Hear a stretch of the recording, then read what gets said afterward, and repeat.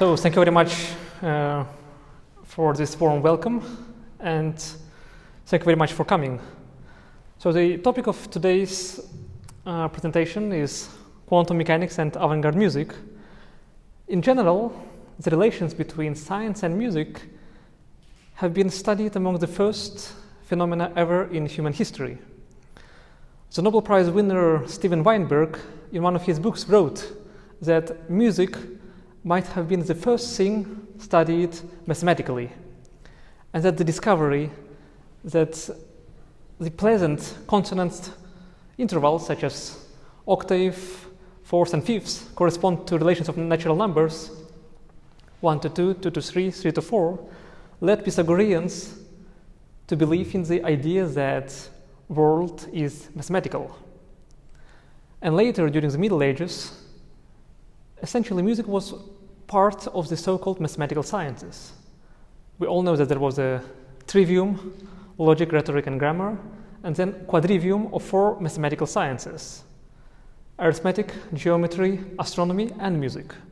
And many theoreticians of that time, including Albertus Magnus, Abu Nasr al-Farabi, and other greats, were devoting their theoretical works to music theory. And even later, during the times of Johannes Kepler, Marin Mersenne, René Descartes, many of them devoted their significant treatises to the study of music theory. Leonhard Euler wrote his very first work, his Habilitationsschrift, at the age of 19, on the topic called the physics of sound, Dissertatio Physica de Sono. And later, Euler created the tone-nets theory, and he even introduced the binary logarithms, first in the world of music, as a way of subdividing octaves, and only later in mathematics.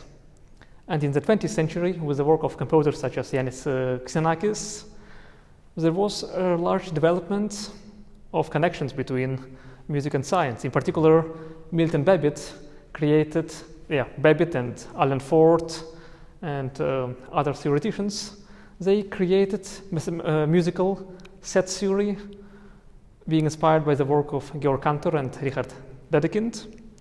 And now this work continues with theoreticians such as Guarino Mazzola, Dmitry Timochka, Eduardo Miranda, and many others. So essentially it is a flourishing field and one of the oldest ones of studying the interrelations between music and physics, and science in general. So essentially, the first thing to remember is that the entire height of our civilization, we owe it to the unique quality of human mind. And this quality of human mind is most lucidly represented by science and art. So it was not an accident that Ludwig van Beethoven once said that only science and art raise people to the level of gods. And essentially, what I'm going to speak about today, avant-garde music, is a direct continuation of the classical music that we know. So it is its evolutionary development.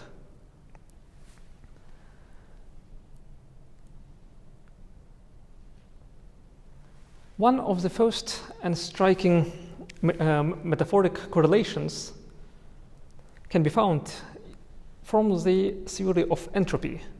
So we all know that the second law of thermodynamics, that the entropy of a closed system never decreases. It can only either remain steady or increase. In the 20th century, there was the development of Shannon entropy, which, in formulation of Vlatko Vedral, can be said that informational system reaches its death when it can handle no more new information, when it can store nothing new. And at the very end of 19th century and beginning of the 20th century, there was a crisis in the world of music, which was expressed by Rimsky-Korsakov and other scholars and composers, who said that within the established tonal system, it became essentially impossible to compose anything which will be any new melody or harmonic progression or succession that will be entirely new and would not repeat something already existing. So this is a case where the established tonal system at the end of the 90s and the beginning of 20th century exhausted itself, and it already reaches the limits of information that it can handle. So essentially, it led to its death and rebirth as the dodecaphonic system and other ways of creating music. Another point of correlation is, as we all know, the main striking feature of natural sciences, and particularly physics, is experiment. Every theory or hypothesis should be tested by experiment. Well, it can be defined in sense of Karl Popper as fallibilism or falsificationism and other philosophical models. But essentially, the empirical nature of science is a crucial feature which defines its nature and distinguishes it from many other forms of human activity. In his seminal book, Physics and Philosophy, Werner Heisenberg compared the atomic theory of ancient Greeks and modern atomic theory, the theory that was modern to him, and said that though there are some similarities that can be found, the main difference is the empirical attitude of modern science. And so even Richard Feynman wrote that the test by experiment is the qualifying feature of the natural science. And actually, as Weinberg wrote, the scientific model was invented and discovered, and nothing about the modern science, about its methods, is obvious to people who don't know it. And here we can cite an example from one of the books by David Deutsch. And this is an example from the time of Galileo Galilei. Everyone knows that he was persecuted, and many think that he was persecuted for saying that the Earth rotates around the sun. But this is actually not the case, or it's not the full picture. Because to Vatican at that time, I would say it didn't really matter which one rotates which. The far more important thing which Galileo did was the creation of scientific method. So Galileo and his works, they essentially said, if you want to know something about nature, you don't need to read Bible or other old venerable books. You need to do science. You make hypotheses, conduct experiments, and you find out the answer. So Galileo was the one among the generation of those who essentially established a new way of knowing about reality. And this alternative way of knowing about reality was far more dangerous to Vatican or other dogmatic systems than simply saying that Earth rotates around the sun. And essentially, this was the time of Copernicus, Kepler, Galileo, and especially Newton, when the science as we know it was born. And music also has its own experiments. There are many different types of art, but music is unique among them in a sense that music has its own experiment, which is performance. For example, the score of the music partitura, it is not the music itself. Just like Stephen Covey wrote that a map is not the territory itself, it's only a description of the territory. In a similar manner, the music score is not the music itself, but only a description of it. And it becomes music only when it is performed. So the musical equivalent of measurement or experiment is essentially the music performance. But there's a huge difference between how experiment works in classical physics and quantum physics, and correspondingly there is a vast difference between how performance, the role of performance, its ontology in the works of classical music, and some directions of new music like aleatoric technique, which we will stop on later. Another crucial aspect of music is that it exists in time. So there is no music without time. The great French composer Tristan Murail said that music is an architecture evolving in time. For example, if you look into Mona Lisa by Da Vinci, there is no intrinsic, inherent aspect of time in it. You can look at it 1 hour, 10 hours, 10 minutes, 1 second. Of course, your perception may change, but the picture itself doesn't tell you how much you should look into it or how long. The same goes with architecture, with many other visual arts, and even the book. You can read Dr. Faustus of Thomas Mann in 1 week, in 1 day, in 1 year, but the book itself doesn't dictate you how long you should read it. But this is not the case with music. Music is a unique art which exists in time, and it doesn't exist without time. And here we come to an important point on the philosophy of time, of what it is. So the question of what time is also one of the most ancient questions. Even the Saint Augustine in the 5th century wrote some thoughts about that. But essentially, our current understanding of time has been shaped by the relativity theory of Albert Einstein. Many people ask, what was before the universe, or what was before the time? And so let's first start with Newton's theory of space-time. In Newton's mechanics, in Newtonian world, the space and time are absolute. So if you take space and time to be a room, like this room, and if you remove everything out of the room, there will be empty room. But in Einsteinian theory of gravity, if space-time is a room and you remove everything from this room, you won't have an empty room, you will have no room at all. So according to the relativity theory, space and time exist together. And the Big Bang is essentially the point where space and time were born, according to the current understanding of this theory. And the understandings or the tenses as past, present, and future, was, now, will be, are the tenses which exist in time, and they don't make any sense outside of time. That was actually one of the points made by St. Augustine and then repeated by Werner Heisenberg in his book Physics and Philosophy, who said that now, after having Einstein's theory, even asking what was before the Big Bang will be meaningless. Because we cannot ask what was before the time, because before, there was no before. Since the question, even the question of what was before, is something intrinsic in time. And here it can be correlated with music in a sense that every piece of music is a kind of world in its own, with its own created time.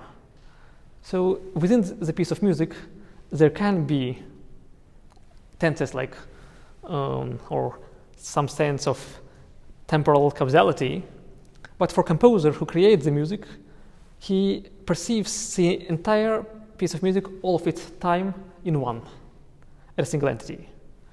So this is an example which highlights the absolute importance of the role of time in music. And I would also say that one of the features which defines the nature of avant-garde music is the attitude of how composers are working with time. There are some other metaphoric relations. So, for example, we all know that Pauli's exclusion principle states that there can be no more than one fermion in one quantum state. And in Schönberg's dodecaphonic system, if we take a series or a tone row of 12 notes to be a kind of a state, there can be no more than one pitch class in the same tone row. Obviously, it is a slight over-exaggeration, but it shows how possible metaphoric relations can be constructed. But there is one fundamental difference between the work of physicists and the work of composers.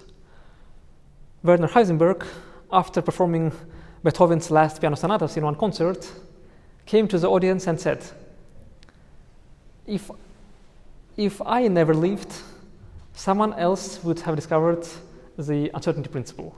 If Beethoven never lived, no one would have ever composed these piano sonatas. So it is a difference that physicist is a person who is a discoverer, the first to see the phenomena which already exist in nature. He cannot change them, he can only see them and find applications. While a composer is a creator, if he never writes this piece of music, it may never ever be written. So essentially, what I want to highlight is that these connections are metaphorical ones. So we are not establishing any equivalence. There is no equal sign between physics and music. And we're not discussing acoustical features. But this is something obvious, since the fact that sounds are elastic waves, or they can be quantized as phonons, is the first touch point between physics and music. But essentially what this presentation is about finding metaphoric, poetic, and figurative correlations, and also about how composers were inspired by quantum physics and were implementing physical phenomena or their understanding of physical phenomena in their music compositions.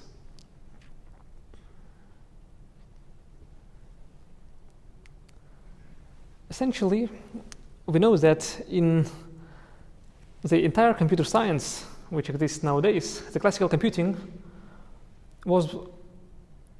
there were many fathers and grandfathers of computing, but one of the most important ones was George Boole, who was an Irish mathematician, who in 1854 published a book called The Laws of Thought, where he created the Boolean algebra and essentially showed the way how every thought can be encoded as a sequence and expressed by operation of only 2 digits, 0 and 1. And this was called bit, which is a binary digit. And the entire world of computing, your smartphones, this laptop, this screen, everything works based on this classical computing with bits which were later developed by Church-Turing principle and so on.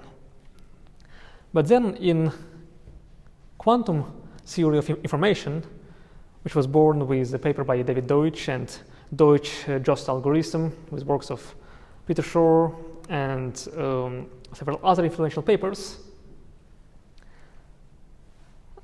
there is a notion of qubit, which is a quantum binary digit. The main difference between classical bit is that classical bit can exist only in state of either 0 or 1. But quantum bit, qubit, just like an electron can spin in all directions simultaneously, qubit can be in a superposition of the states of 0 and 1. So the possibilities of quantum computing are incomparably greater, and they have fantastically more power than the classical computers. One correlation with music is that essentially all the classical scores can be encoded as a sequence of only 2 states, silence as 0 and sound as 1. But with avant-garde music, when we have many extended techniques of performance and sonoristic music, there are several, let's say, sonoristic or timbral textural states which exist in between 0 and 1, in a superposition of being the silence and sound. Of some other things we will come later. So essentially, why there is a title Shadows of the Void? We know that in the world there are many phenomena which are beyond our perception. So we can hear only the range between 16 and 20,000 hertz. Our vision is limited, and there are many phenomena beyond our perception. And we tend to call them all void, or something which doesn't exist. But is it really the void? These phenomena, which beyond our perception, can have no less impact on our reality than everything else. And these phenomena also profoundly affect our world. And their impact can be called the shadows of the void. One example is the dark energy and dark matter, which together constitute 95% of the observable universe, according to the current cosmological model. And we still don't know what are these dark energy and dark matter. So this can be perceived as one of the instances of the shadows of the void. So there are several philosophical postulates which we can state. Is the first that the void is not nothing. It is less than nothing, but more than everything. The void, or what doesn't exist, is more important than what exists, because what does not exist allows the existence of what exists. And also coming to mathematics, I would say that mathematics is the language in which all sciences speak. And mathematics is the first and to date the most perfect virtual reality which has been created by humanity in order to describe the objective reality. And finally, we come to the idea that silence in music is analog of zero in mathematics and void in physical space.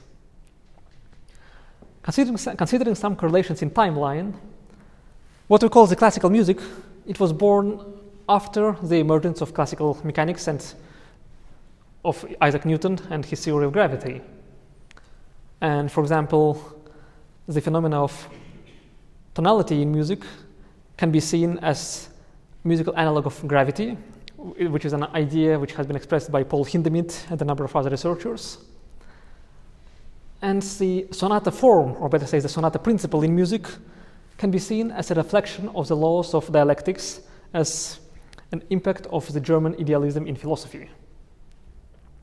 And here we say the most influential people in the different fields, from Isaac Newton to Johann Sebastian Bach, who, as we all know, 27 years worked as Thomas Cantor in Thomaskirche here in Leipzig, and Immanuel Kant. And what we call contemporary music, or, well, let's say that music has always been contemporary. So music has always been contemporary to its time. The great physicist Gerhard de Hooft, in one of his books, wrote that, for example, the term atom, which is something which you cannot divide, is a misnomer. It shouldn't apply to atoms because atoms are and can be divided. In a similar fashion that modern or postmodern music are misnomers. They are not really correct names because there will be time when this music will cease to be modern, and there will be other modern music. So of course, music has always been modern, but in the current terminology, we can take as contemporary music the styles and techniques which revolutionize the tonal system. And they were born at the beginning of the 20th century, exactly where there were the fundamental discoveries made in the world of science. So the splitting of the atom by Ernst Rutherford, Einstein's theory of relativity and theory of gravity, and quantum mechanics. In music, this was expressed and influenced to music that there emerged new techniques of composing and extended methods of performing on the instruments.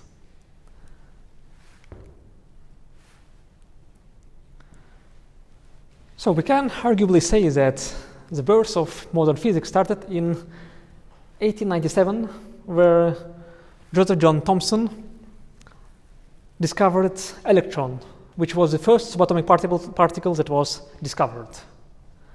And around that time, the Peter Siemens Zeeman effect appeared, and the Lorentz transformations were formulated by Lorentz and Larmor.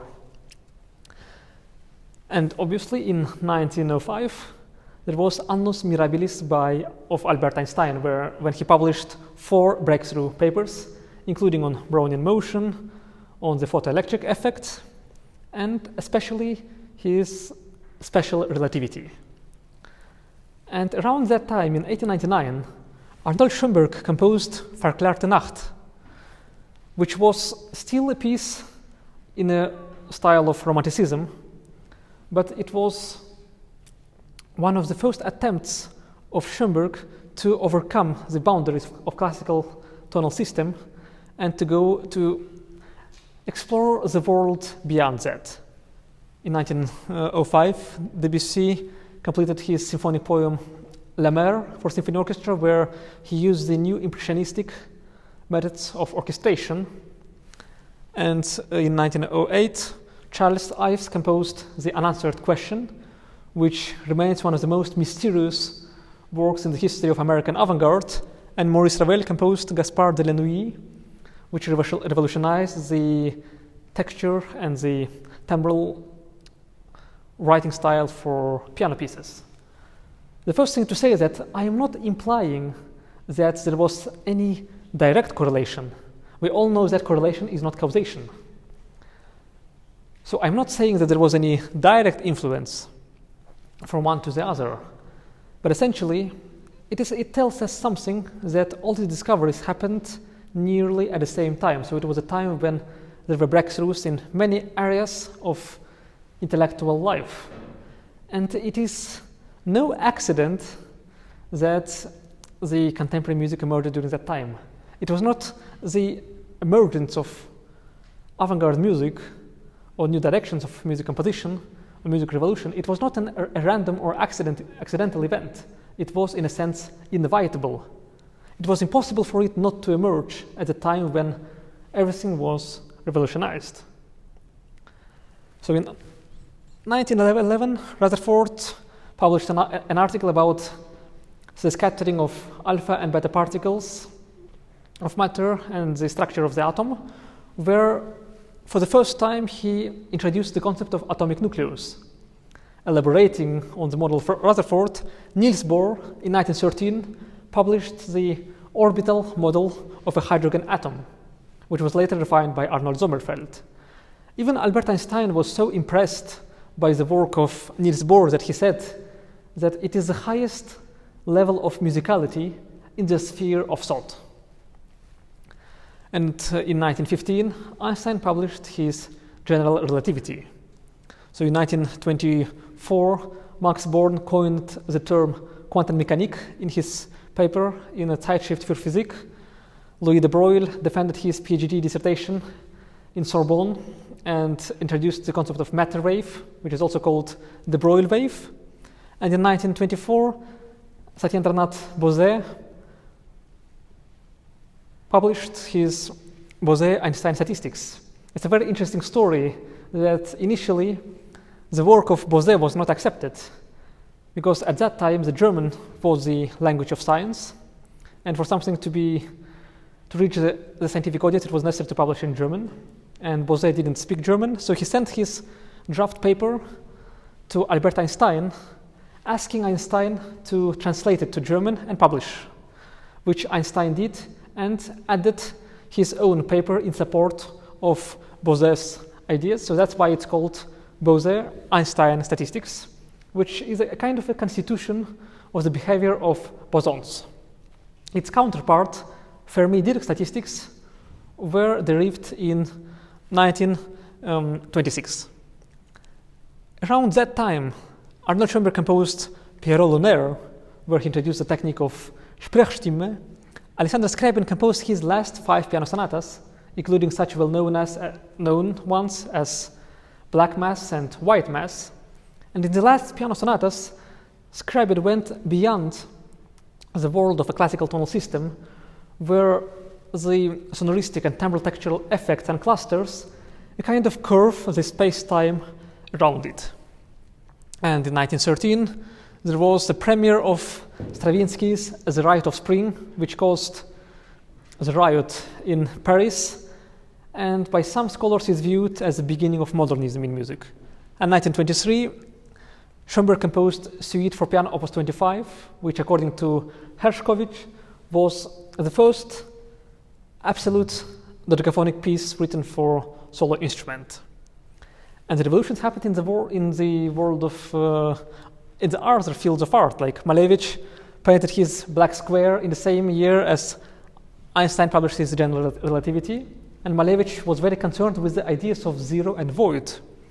And James Joyce published Ulysses in 1922, and in the last chapter, he introduced the literary interpretation of indeterminacy, where in the last chapter, it's a kind of stream of consciousness where there are no punctuation marks. And yeah, we all know that Wittgenstein published his Tractatus Logico Philosophicus in 1920s. In 1927, Heidegger published Sein und Zeit. So it was an important time for discoveries in all the fields. And essentially, regarding the dodecaphony of Schönberg, the great Pierre Boulez, whose centenary is this year as well, the great Pierre Boulez wrote that with the 12-tone technique, the music moved out of the world of Newton and into the world of Einstein.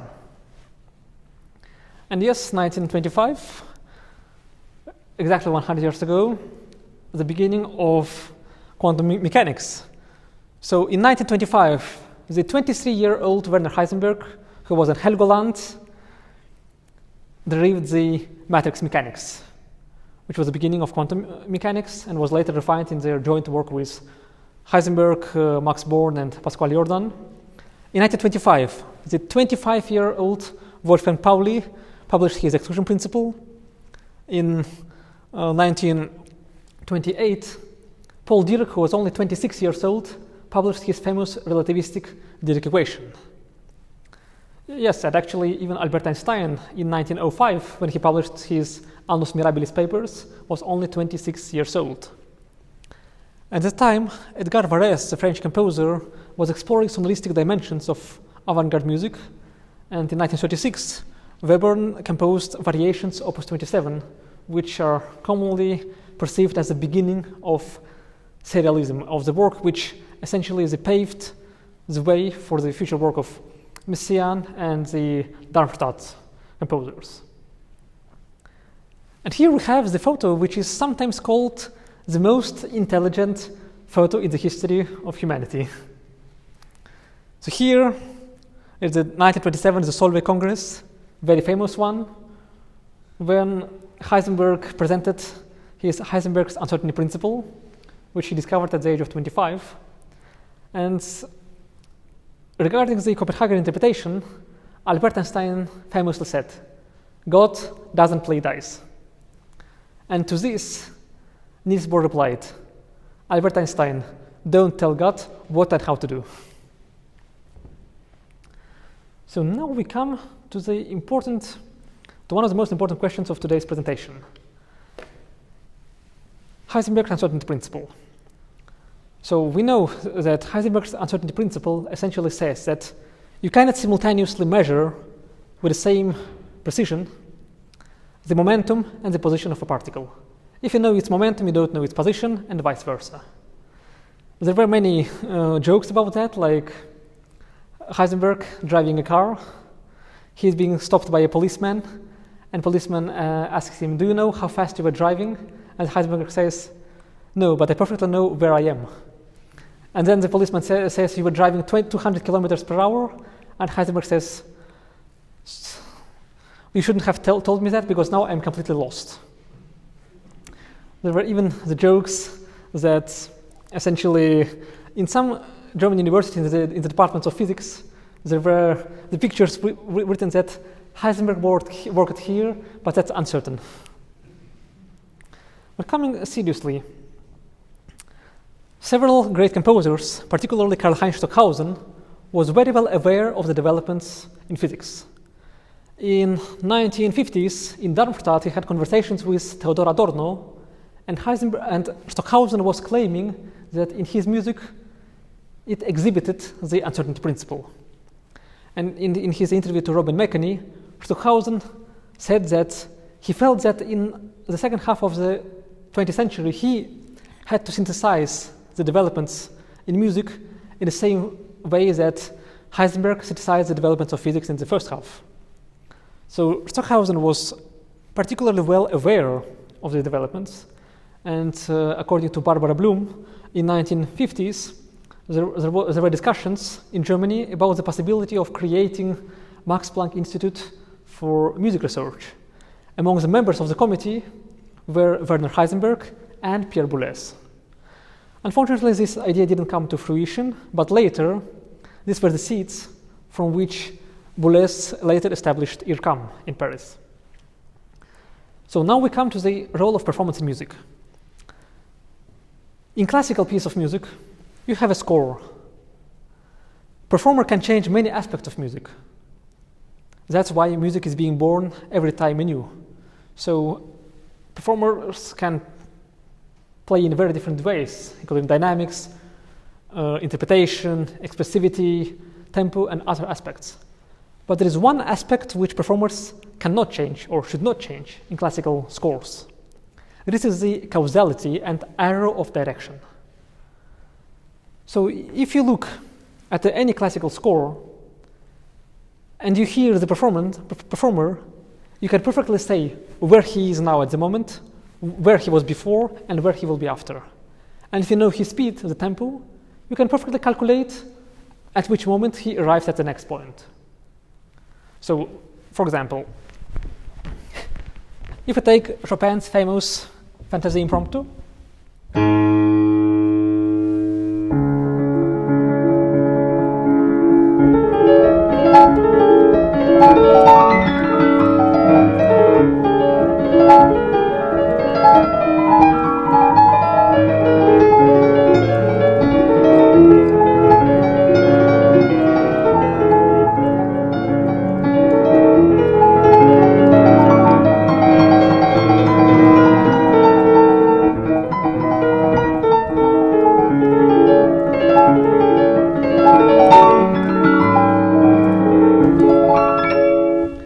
and so on. So just for example, in this piece, you can open the score, even if you don't know it. You see where I'm playing, you find the place, you find the speed, so you have both momentum and the position. That's fine. And that's with almost every classical piece. But then what did Stockhausen? He composed Klavierstück number 11, where there are 19 fragments scattered across the page. And the performer has to decide in which order to perform the piece. So there is no such thing as predefined trajectory or arrow of development. In classical physics, there is demon of Laplace. So Laplace wrote, he didn't call it a demon, but he wrote that if there to be an intelligence which knows the direction of all particles in the world and can calculate them, he will essentially know all the history and all the future of the world. That was a deterministic picture. But quantum mechanics shows us that this picture fails.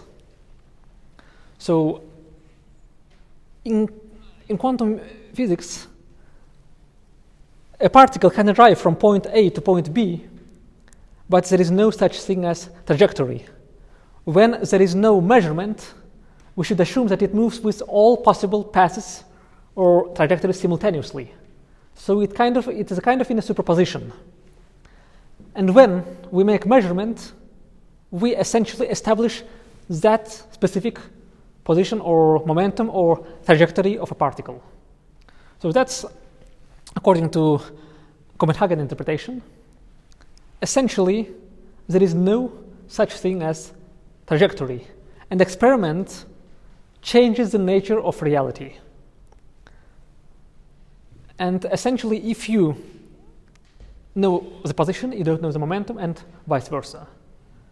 And when there is no measurement, there is superposition of possibilities and probabilities.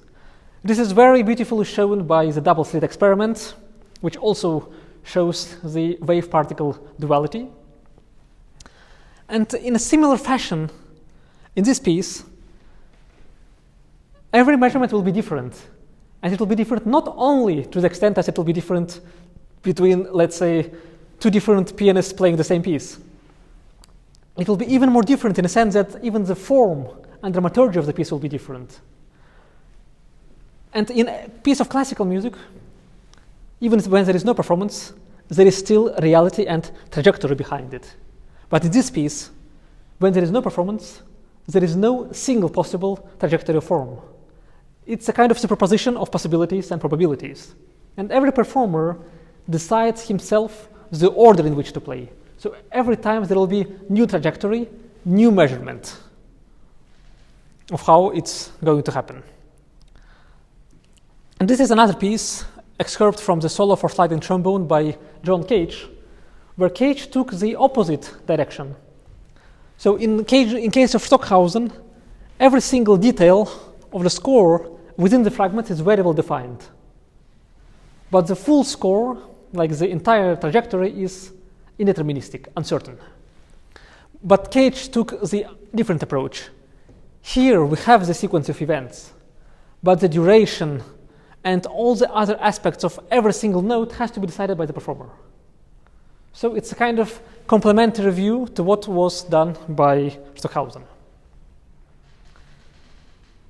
And these were some of the most important pieces within the aleatoric direction of avant-garde music. There are, of course, many other examples.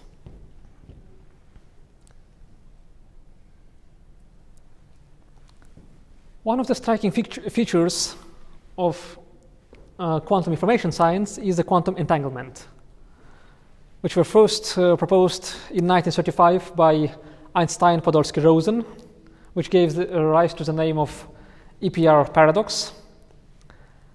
And later it was refined by Schrödinger, who coined the term Verschränkung and called it entanglement. And in the 1960s, John Stuart Bell formulated the Bell's inequalities. Later, for experimental work on this, Anton Zeilinger, John Clauser, and Alain Aspect received the Nobel Prizes in 2022. So the main feature of entanglement is that the particles remain separated over remain connected over the large distance. From the point of view of quantum computing and information, most important part is that the information obtainable from entangled qubits is greater than the sum of the parts. And when you have entangled qubits, you can have information which doesn't exist separately in each of the qubits. And here in music, we have the phenomenon of multiphonics. These are the multiphonics by Pierre Vartot, and here by Peter Weil, where you juxtapose through tremolo two different multiphonics, you theoretically should have only 5 sounds. But in fact, you have many more sounds. You have a fluctuation of sonoristic events. And many sounds appear which do not exist separately in either of these multiphonics. And here in this oboe multiphonics, the notes in brackets are the very low notes which do not exist on oboe at all. So you cannot obtain them separately. But when you play the combination as multiphonics, they start to sound together. And actually, as far as I know, Werner Heisenberg didn't like the term uncertainty, the English term. He much more preferred unscharfe Relation, the German original term, since in Heisenberg's view there was no uncertainty. It was simply kind of a blurred picture.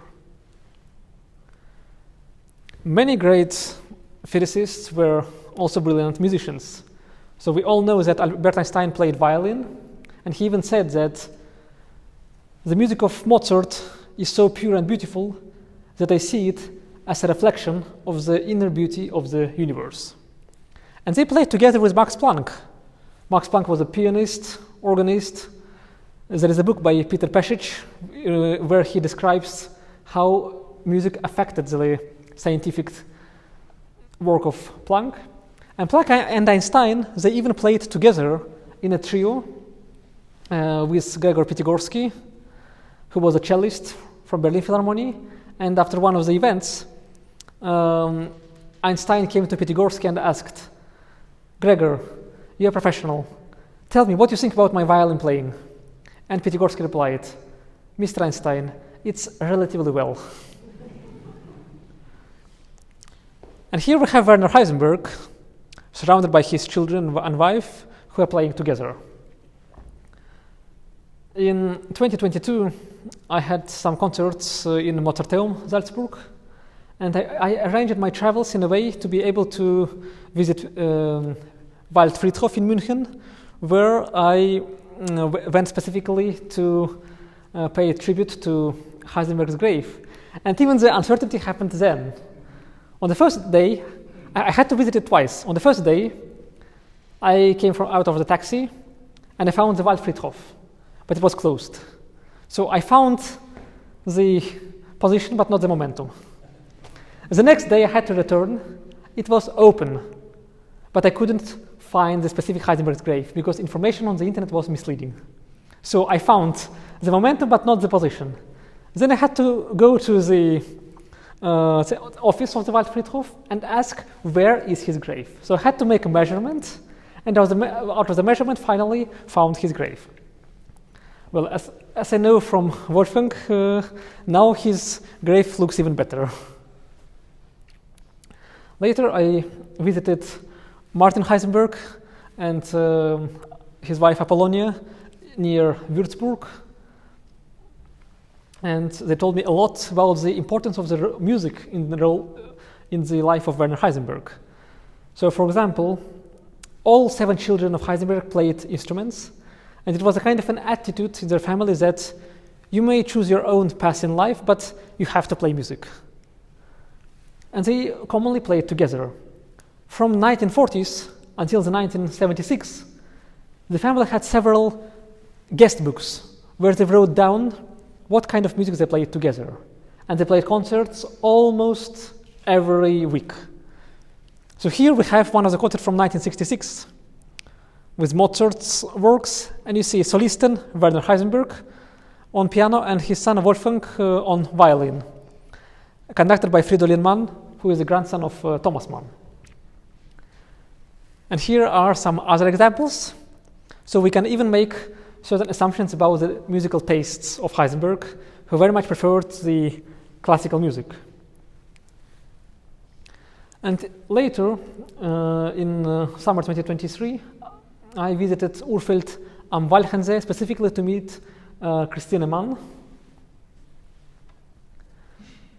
And I had access and was able to see the music collection of Werner Heisenberg, of the vinyl, of what he preferred to listen to, and some of the music scores from which he played. And from the condition of the scores, you could tell that the music of Chopin and Liszt was not played a lot, but the music of, let's say, Schumann, Schubert, Beethoven, and Mozart was played very commonly. And Heisenberg had an acute taste of music. He said that in the music of Ravel and Debussy, one can hear the death of the tonal system. In his book Ordnung der Wirklichkeit, Reality and its Order, Heisenberg even wrote that he researched the symmetries in music pieces, in polyphonic works, and its correlations with the symmetries in mathematical group theory. In one of the letters to his wife, he wrote that when he was professor in Leipzig, he was thinking of preparing a Coronella talk. Coronella was a group of professors in Leipzig, and Heisenberg was thinking of preparing a presentation about mathematical structures in Beethoven's Piano Concerto No. 5, Emperor. So he had great taste for music. Here is one of his photos. And he is accompanying the singing of his daughter Barbara Bloom. And actually, in 1933, Heisenberg received the Nobel Prize in physics. And you can guess, what did he buy for the money of the Nobel Prize? Any guesses? Yeah. Yes, exactly. He bought the Blüthner Grand Piano, which still exists in perfect conditions and is being preserved by Barbara Bloom. So that's exactly that piano of Heisenberg. Yeah, and that's my photo with Barbara Bloom, with the same Blüthner Grand Piano. Essentially, many great physicists were musicians. So, for example, Victor Weisskopf even said that in his life he loved 2 things the most: Mozart and quantum mechanics. Some other scientists include for example, even in nowadays, Brian Josephson, Nobel Prize winner in physics, he also plays piano, he composes music, he has a piece called Sweet and Sour Harmony, and he even wrote a paper called What Can Music Tell Us About the Nature of the Mind?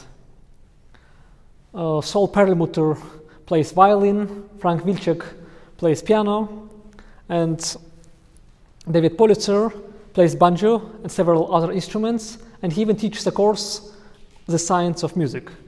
And there are many more examples that can be given.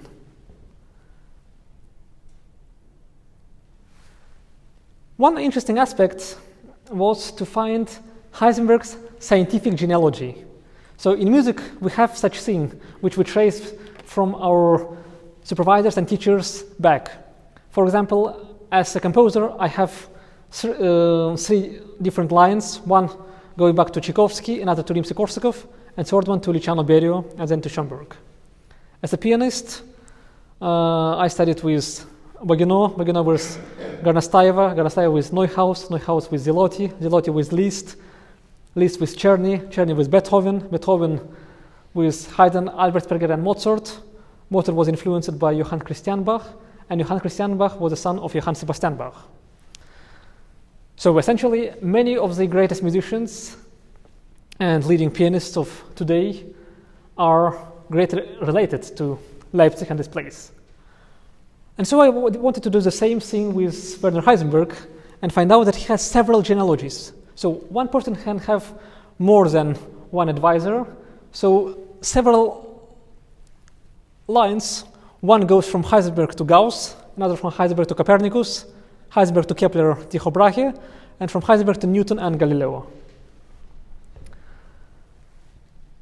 In 2018, I was very lucky to visit CERN, European Center for Nuclear Research, near Geneva, as part of the official delegation of the Republic of Kazakhstan, where the official memorandum was signed between our countries and then ratified by our parliament and signed by the president. And so, yeah, this is a photo from our official meeting. And here, Fabiola Gianotti, who is the current Director General of CERN, and in addition to being a physicist, she is also a pianist, graduate of Milan Conservatory Giuseppe Verdi. And during this meeting in CERN, what I liked is that when I had discussions with physicists, I was really impressed that a lot of them knew perfectly well what's happening in the world of avant-garde music.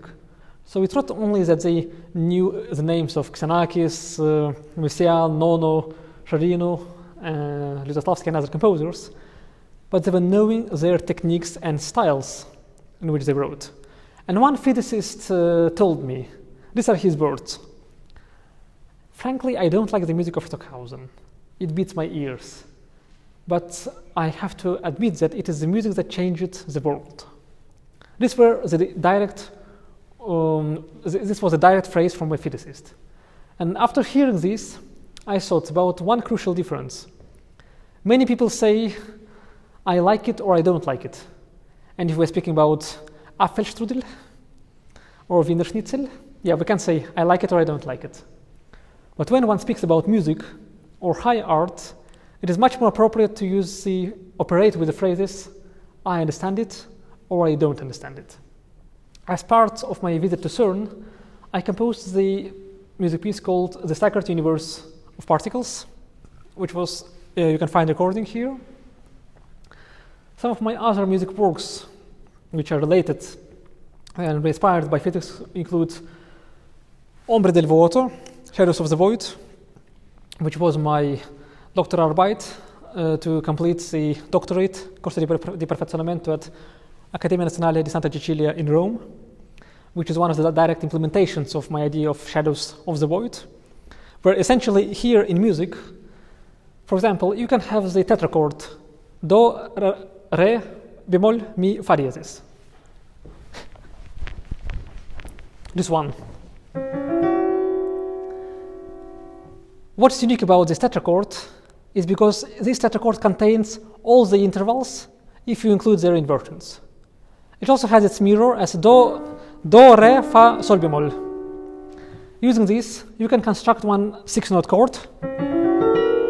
Do, re bemol, mi, fa diez, la, si bemol, which is a palindrome chord. The same intervals, down, up, down, and so on. And then you can have its mirror image. And if you combine them together, you have one superchord of 9 tones. So this piece has 9 sections, 9 phases of development. Each one is dedicated to spectrum of 1 tone. So essentially, this chord defines the entire structure of the piece. But the chord itself is never present anywhere in the score in the music. This is an example of shadows of the void. It is something which doesn't exist in the score of music work, but it is something which profoundly shaped the entire structure of music works. Another piece as an example is the Serenade of Invisible Stars, which was my diploma work to graduate from Master di Secondo Livello in Milan Conservatory. Why it's called Serenade of Invisible Stars? Many people think that we all like to look into the stars. And many people think that when we look into the sky, we see the future. But that's not the case. We don't look into the future. We are seeing the past. Light travels at a speed of 300,000 kilometers per second. This was established by Michelson-Morley experiment and so on.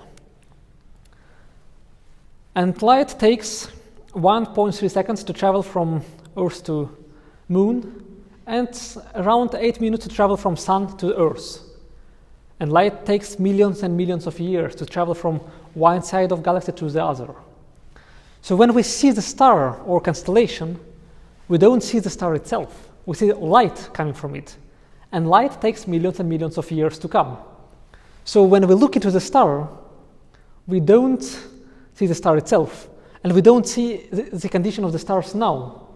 We see its state millions years ago. This constellation may not even exist now, but we see it because light came only now. That's why there is a joke that if there are aliens watching the Earth from the distance of 60 million years, they are still seeing the dinosaurs.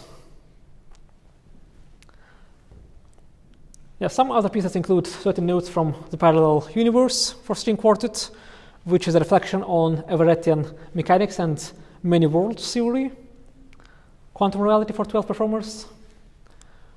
God's dwelling, which was inspired by the notion that when we think that God looks to us from above, but he knows us from inside.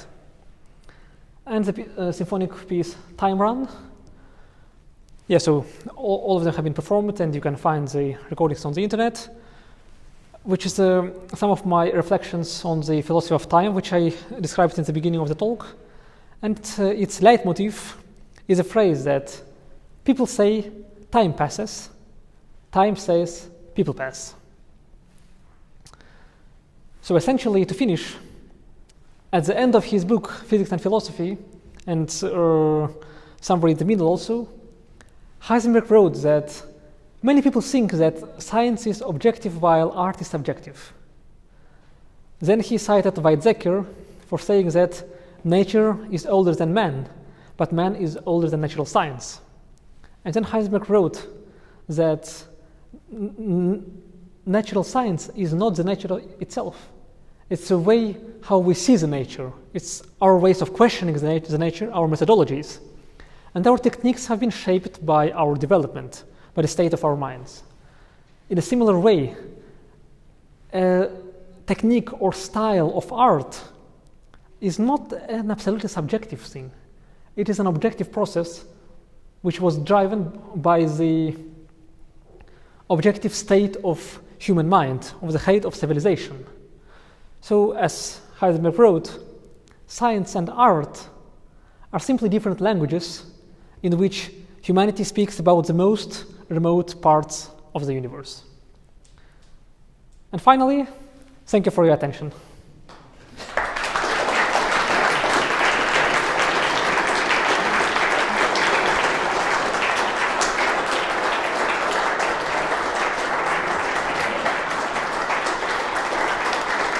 Thank you.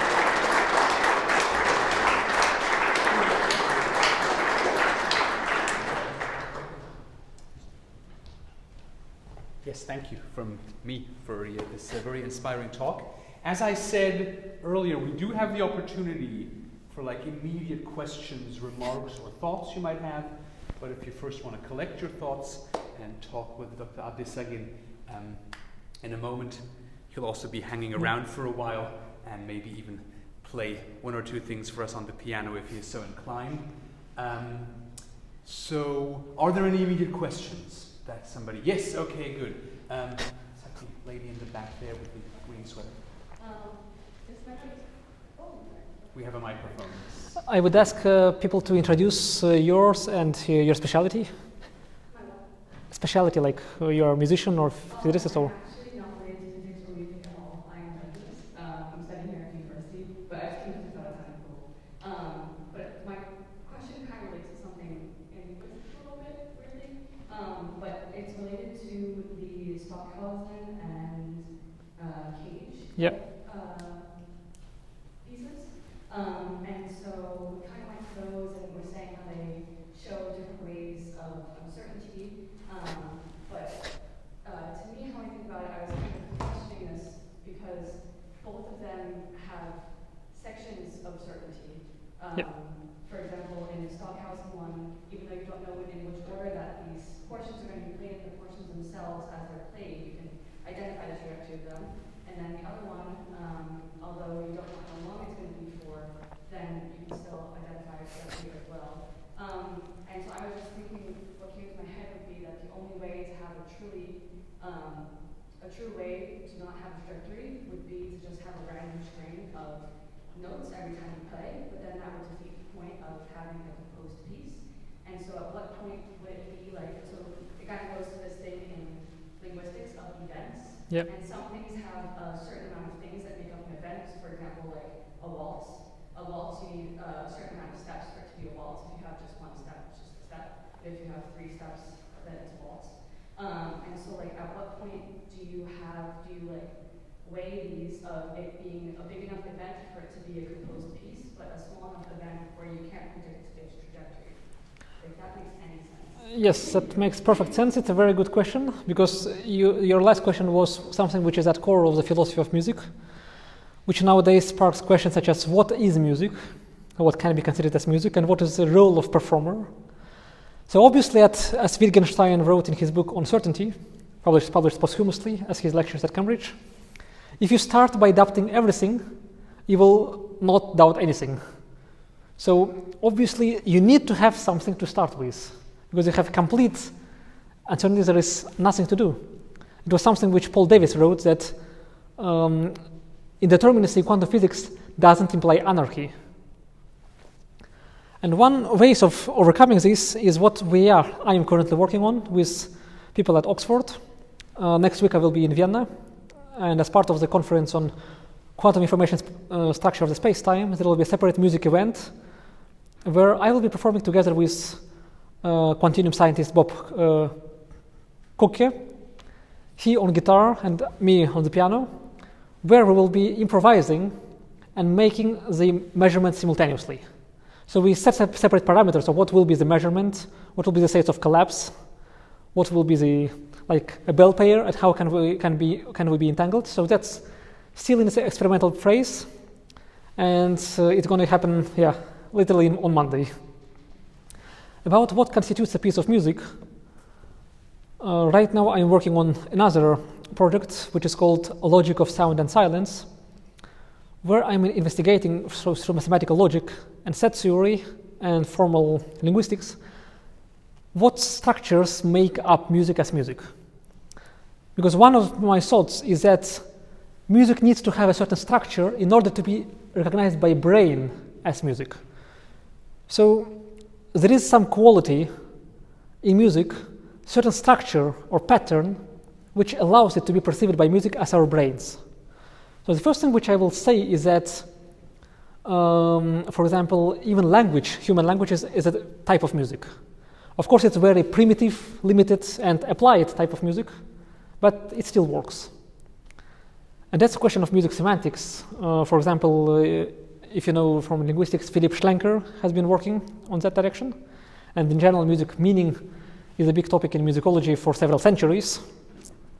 Actually starting from finding the semiotics and symbolism of cross and Christianity in Bach's cantatas. But one thing to point out is that music is a language, and the structure is extremely important in music. If I make just a single clap, that's not yet music. But if I do, I made self-referential structure, A, B, A. So this is something which can resemble a musical pattern or a structure. And you will have to think this way by pure structures if you want to write music for percussion, let's say. So yeah, it's a good question, but it's a lot to think about. The gentleman in the back.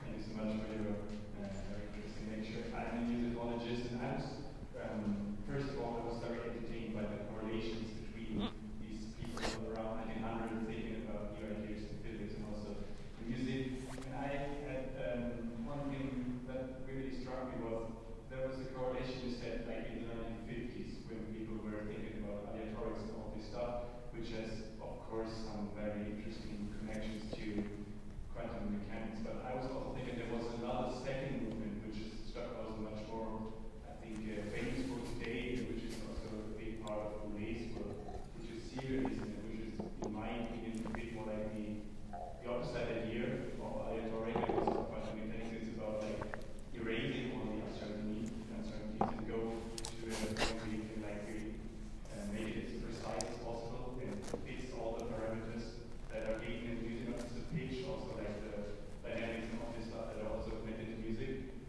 Do you think that this is like really the opposite of an anti-movement to these ideas, or is there a connection between these two? Because to me it first looks like it's really like a really different thing, maybe a way to get along with these new physics ideas that you're I would say, I mean, another great question, so thank you for your question. I believe that they are really actually interconnected. So many people think that serialism or integral serialism, total serialism, where you control everything, is opposite of what Cage did, or what aleatoric composers did.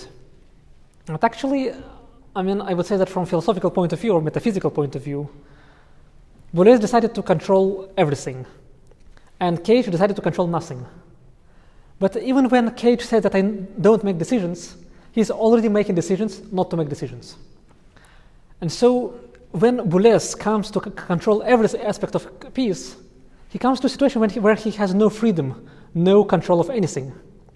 That was a point which was written by Vlatko Vedral in his book Decoding Reality, that you can have no free will in both of the opposites, in the case of full determinism and full indeterminism.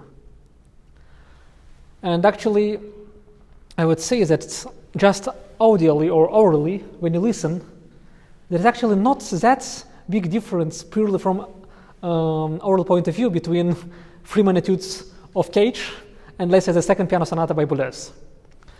But essentially, today's talk, I mean, or the book which is present, which was published by Springer, is essentially only the beginning of a really vast field. So I very much hope that in the future there will be works which would explore the correlation with structuralism, with serialism, with sonoristics, with spectral technique, with Lachenmann's works, with Fernihu's new complexity, especially given that many of the mathematical apparatus implied by Boulez, as I mean, it's really resembles group theory, and not even missing the fact that Milton Babbitt created his musical set theory out of work of Cantor and other set theorists. Yeah, so thank you very much for your question.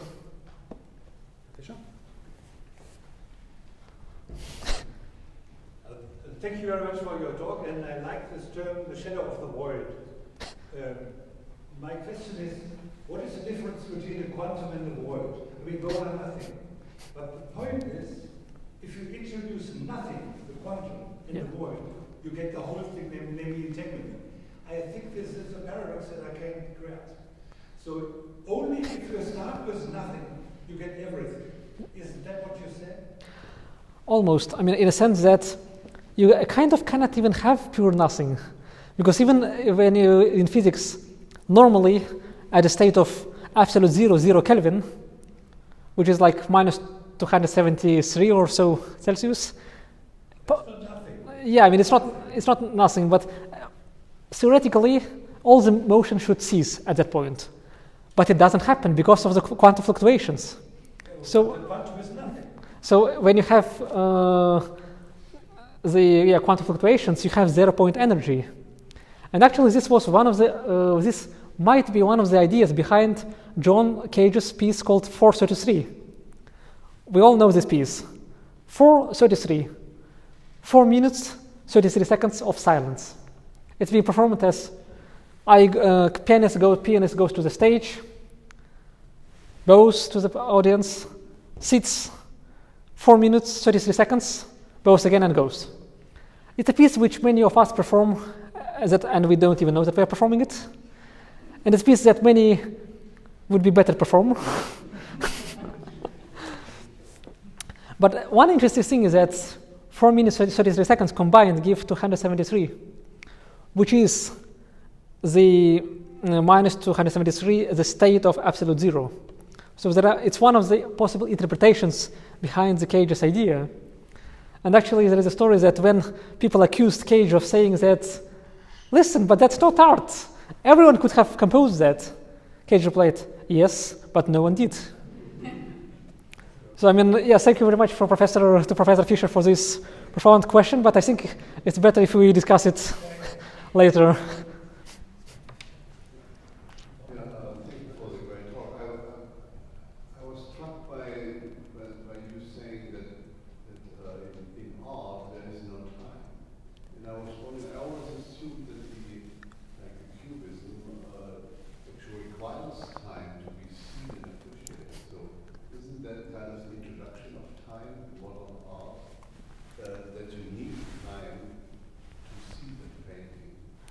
I mean, yes, but what I was saying is that this is a question of perception. Of course, your perception of Messiaen's Turangalila changes if you listen to it one time or 10 times in different performances. And your perception of Cubism or Dali or Pollock changes depending on whether you look at it 1 hour or 10 seconds. But the picture itself doesn't tell you how much you should look at it. Well, the piece of music, if you take out time, there is no piece of music. Like you can take a picture of any visual arts, and it will be still the same picture. Yeah, but the score is not the music itself. So essentially, this is a question of perception, which exists both in visual arts. I'm not denying that there is a question of perception and how long you look into the piece of art. But in music, there is something even beyond that. That without time, there is no possibility for sound to evolve. That was a thing highlighted by Stockhausen in his seminal article, How Time Passes, and also highlighted by Gerhard de Hooft in one of his books, where he wrote that one of the complementary aspects in music is that a note should have some minimal duration time in order to be perceived as a frequency. Otherwise, you don't even hear its frequency. And so each piece has its own time in music, I mean inherent time. Obviously time is everywhere, but in visual arts it is static. It is not in the same way as it happens in music. And in visual arts, there is no element of performance, like artists painted the painting once, that's it. But in music it has to be performed over and over again and being born every time.